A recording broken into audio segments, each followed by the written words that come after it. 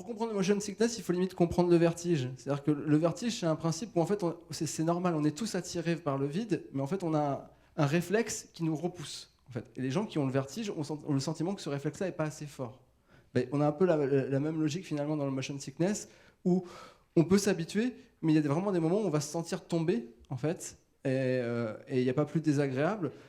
Après, moi j'ai l'impression, enfin nous dans notre cas, c'est surtout si jamais par exemple on prend une caméra 360 et que je la prends comme ça et que je marche comme ça, si jamais le plan est pas droit comme sur un travelling hyper doux et tout, si jamais je mets un masque et que je me tape un plan comme ça, c'est dans la seconde, je commence à me sentir mal parce que c'est comme quand on lit en voiture, quoi. C'est-à-dire que l'oreille interne ne comprend pas pourquoi je suis en train de voir un truc tout droit et puis en fait ça bouge en permanence.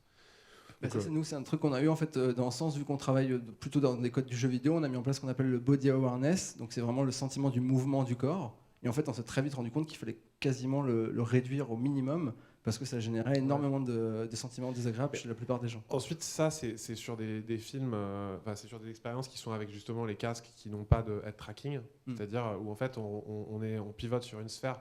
Ensuite, avec le HTC Vive ou le Oculus CV1, on a un tracking qui nous permet non seulement de regarder autour de soi, mais en plus d'avancer et de reculer.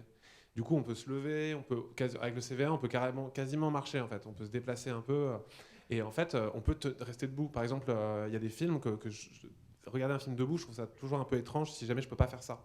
Mais si jamais le matériel me permet de déplacer un peu ma tête, mon oreille interne, elle se sent mieux. Alors du coup, il faut pas de mouvement, j'imagine, quand même. Non, je parle. Ouais, d'autant moins. D'autant moins. D'autant moins, ouais. Non, c'est juste que. Je pensais à ça parce que l'autre jour, j'ai regardé un film debout. Parce qu'il y avait marqué au début, c'était. Comment ça s'appelle ? Lost. Film d'animation de Oculus Stories.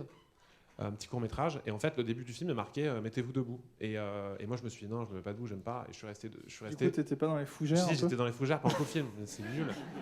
J'étais sous les plantes pendant tout le film. Vois rien, c'est vraiment bizarre. C'était super. C'est vraiment naze, quoi. Et je l'ai montré à quelqu'un en disant ouais, c'est pas génial et tout machin. Et puis, lui, par contre, il a écouté ce qu'on lui a dit, il s'est levé. J'ai fait ah, mais c'est génial, on voit plein de trucs derrière. Puis en fait, j'étais passé à côté du film.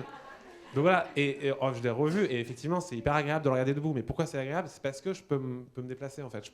Je sens mon corps, en fait. J'ai un peu le body awareness, quoi.